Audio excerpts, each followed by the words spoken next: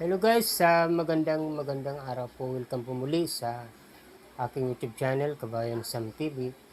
Ngayon po guys ay pag-uusapan po natin yung panahon natin ngayon, yung panahon noon at saka yung panahon ngayon. Dahil alam naman natin na talagang malaki po ang pagkakaiba kung atin pong itong ipagkahahambing. Alam naman natin yun, di ba? Pero bago po ang lahat, bago natin simulan, ay shout out po muna sa aking mga katrabaho sa Lazada, ang lahat ng mga kaibigan ko, mga kakilala, mga kabiruan, mga kasangkayan, at lalo na yung mga kasali sa mga naad ko sa Lazada's Merienda. Salamat po sa inyo, sa inyong suporta sa pagbili ng aking mga paninda, at malaking tulong po ito at malaking bagay po sa aming mga pangangailangan. Maraming salamat po sa inyong lahat. God bless you all. So ngayon guys, kung bago pa lang po kayo sa aking YouTube channel, pwede bang paki-like ang video para ito mag-recommend sa mga manonood, at paki-subscribe na rin po. Pindutin ang notification bell para update ka sa mga bago kong i-upload na video. At yun po, maraming salamat po sa inyong lahat. Ngayon po guys, pag-usapan po natin yung panahon natin ngayon na talagang ang tawag dito mga kababayan ay nagiging abnormal na daw. I-compare natin yung araw, di ba? Talagang napakabilis ng panahon, napakabilis ng araw. Minsan magigising ka na lang, akala mo maaga pa, yun pala tanghali na. Pagkatapos mo kumain, yun pala hapon na naman. Kaya napakabilis ng panahon, at ang gusto sana natin, parang ayaw natin na tumanda, pero hindi natin alam na habang tumatagal ang panahon, habang lumilipas ang panahon, nagkakaedad tayo, at yun na nga, sinasabi ko, nararamdaman natin yung kakaibang sitwasyon ng ating panahon. Dahil nga sinasabi nga ng ilan na nandito po tayo sa tinatawag na tawag dito, yung climate change, na talagang pabago-bago ang klima ng panahon. Kaya napakalaga po mga kababayan na dapat po tayo mag-ingat sa ating kalusugan, sa ating katawan, dahil nga alam naman natin na iba-iba po ang klima ng panahon, iba-ibang minsan maulan, minsan maaraw. Kasi alam naman natin na ito, titingnan natin yung April, yung panahon ng bakasyon talaga, yung panahon na tag-araw. Ito yung maaraw talaga mula January hanggang April yan, hanggang Mayo. Pero pagdating ng June hanggang December, ito po yung maulan na panahon. Pero ngayon, minsan nagiging baliktad ang sitwasyon, nagkakabaliktad. Minsan ang April maulan, minsan maaraw, parang may bagyo pa. Pagdating naman ng itong June nga hanggang December, talagang minsan maaraw din. Kaya hindi natin masabi yung panahon, hindi natin alam kung ano bang nangyayari. Kaya ang napakahalaga dito ay dapat natin bantayan, paghandaan natin ang ating katawan at ingatan, wag natin itong abusuhin. At i-compare natin mga kababayan yung panahon. Dati, alam naman natin na ang araw daw noon ay hindi mainit masyado. Kasi minsan, nung nasa bukid kami ay kahit maghapon kami, alauna na, nandun pa kami sa bukiran, nagdadamo. Kasi hindi naman namin ramdaman yung init ng araw. Pero ngayon, umabot pa lang ng alas 10 o alas 8, minsan alas 9, kapag walang ulap na nakakatakip sa araw, talagang hindi mo kakayanin ang magpabilad sa araw. Talagang halos masunog yung balat mo. Ganun po guys ang katindi ang panahon natin ngayon. Kaya napakalaga na mag-ingat tayo. Sinasabi nga ng iba, dahil nga po sa malaki na daw po ang butas ng araw. Ito yung tinatawag na hindi ko masyadong maano na sinasabi nga dito yung gasket ba? Lumalaki ito dahil nga po sa pollution ng mga sasakyan. Dahil ngayon, dumami yung sasakyan, lalong lumaki ang pollution at yun po ang nakakasira ng araw. So, kung pag-iisa-isahin natin ngayon, talagang alam naman natin noon, kapag lumabas tayo ng kalsada o lahat ng lugar, maluwag ang minsan walang traffic, mabiyahe tayo. Pero ngayon, sa sobrang dami ng sasakyan na dumadaan sa lansangan o sa kalsada, talagang ang tindi ng traffic. Kasi lahat tayo, gusto natin mag-level up ang ating pamumuhay. Minsan, kapag kumita lang tayo ng konting halaga, gusto na rin natin bumili ng una lang muna, bike. Kailangan mag-level up. Pag sunod, kailangan motor naman. Kailangan hindi ka na magpapadyak. Susunod naman, para hindi ka na mag-balance, mahirapan mag-balance, kailangan 4 wheels naman. So yun guys, dahil na doon nangyari, talagang lahat tayo gusto natin maka-abil din ng ganung mga makaranas din na mayroon kang sasakyan. Libre naman mangarap at libre din na kung kakayanin natin, magsisikap tayo, ay walang imposible na makakayanan natin na bilhin ang mga bagay na pinapangarap natin.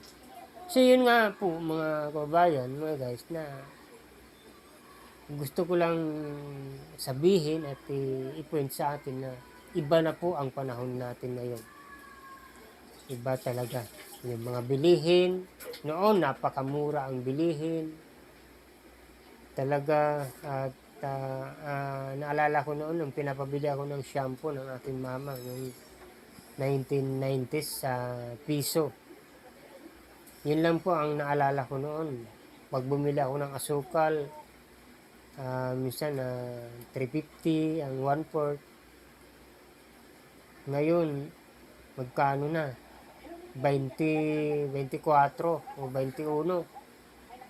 Napakatindi.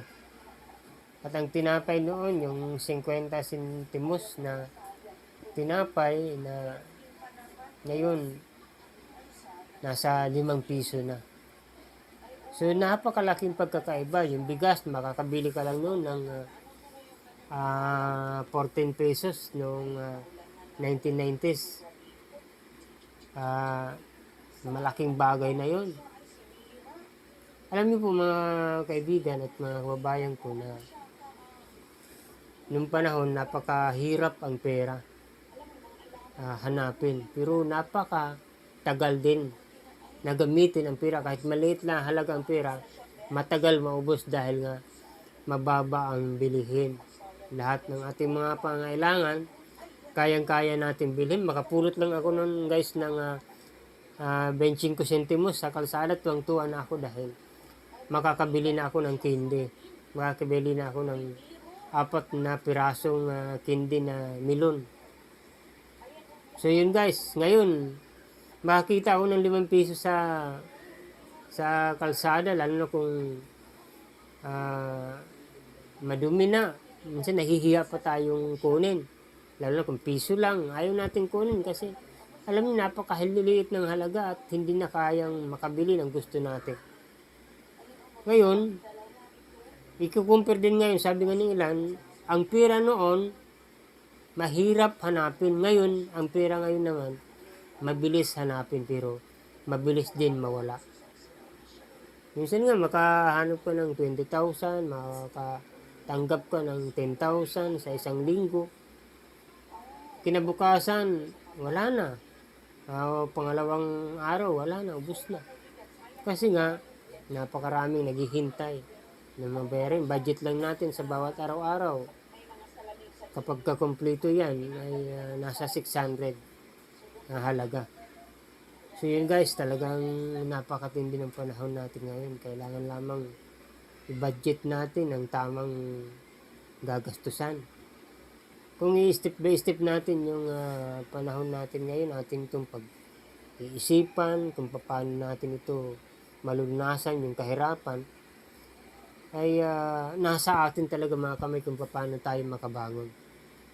Nananatili ang kahirapan kapag nananatili tayong hindi nagsisikap, nagiging tamad.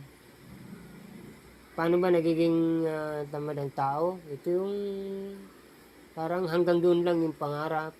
Kapag ka nakakuha ng maliit na halaga, parang tapos na. Hanggang doon na lang. Kaya wag tayong titigil hanggat hindi natin naaabot yung ating mga kung mga pangarap sa buhay na umasinso, lumago. Kasi nasa atin yan. Huwag natin iaasa sa mga kandidato dyan, mga politiko.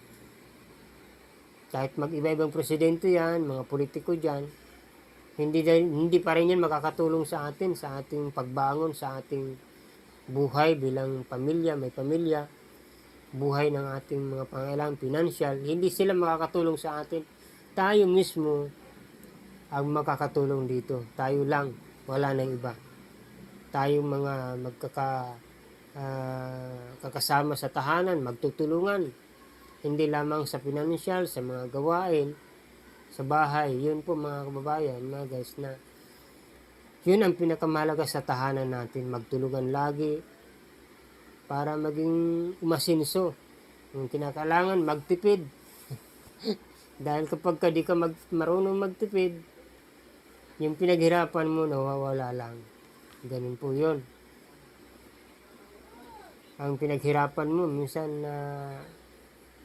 umabot ng 8 oras na nakatayo, nagtatrabaho.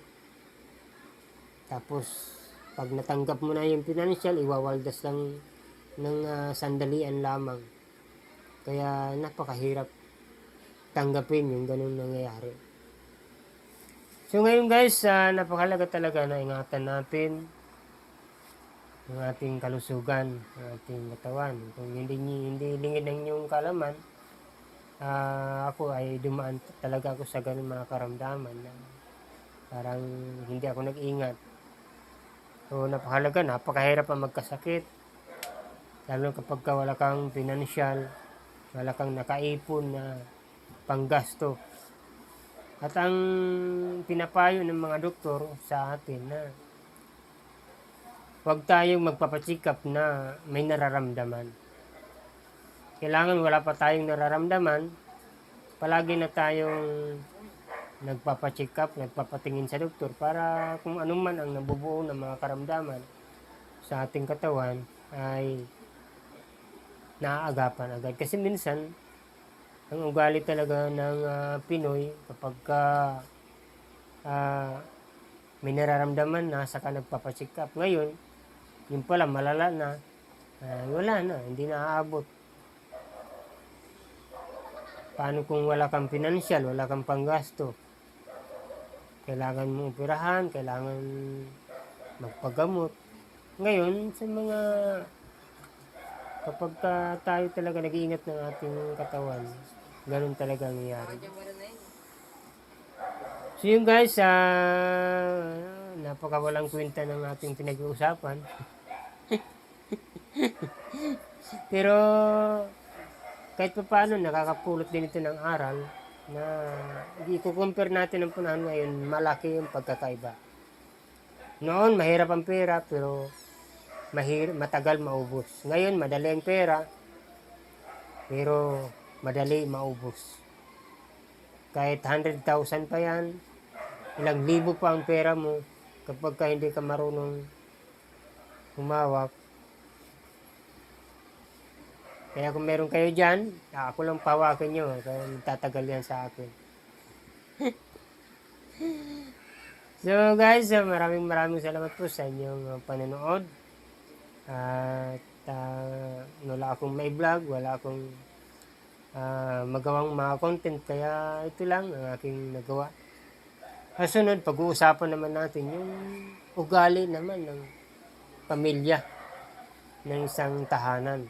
Kung i-compare natin noon at i-compare natin ngayon, yung ugali ng mga anak, ugali noon at ang ugali ngayon. So yun guys, maraming salamat po muli. At ako po ay magpapaalam na. God bless you all. At see you the next video.